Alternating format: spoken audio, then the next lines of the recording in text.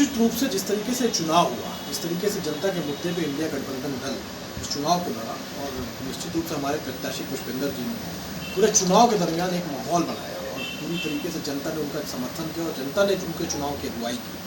India गठबंधन के सारे दल, कांग्रेस पार्टी, समाजवादी पार्टी, आम आदमी पार्टी, सब ने मिलकर इस चुनाव को बेहद गंभीरता से और पूरी तरीके से तत्परता से चुनाव को लड़ा, जिसका नतीजा आज ये रहा कि पूरा दिन जनता कतारों में लग के वोट डाली है और निश्चित रूप से चुनाव हम लोग बड़े बहुमत से जीतने जा रहे हैं। कौशाम्बी का चुनाव और 5 विधानसभा में हम लोगों का जो अनुमान है, जो हम लोगों के पास आंकड़े आ रहे हैं, कम से कम 2 लाख वोटों से हम लोग इस चुनाव को जीतने जा रहे हैं। समाजवादी पार्टी के पहले से 3 यहाँ पर विधायक हैं, लेकिन जनता में कुछ मन में है कि सांसद कार्य कर पाएंगे।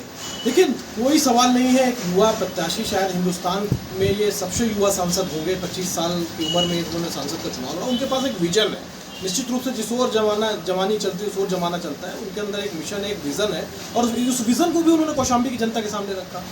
और विधायकी का चुनाव, लोकसभा का चुनाव, विधानसभा का चुनाव अलग अलग मुद्दों पे होता है। ये मुद्दा बिल्कुल राष्ट्रीय मुद्दों को लेकर हम लोग चुनाव पे गए हुए थे और एक युवा प्रत्याशी मैदान में है और जनता ने उनको हाथों हाथ लिया।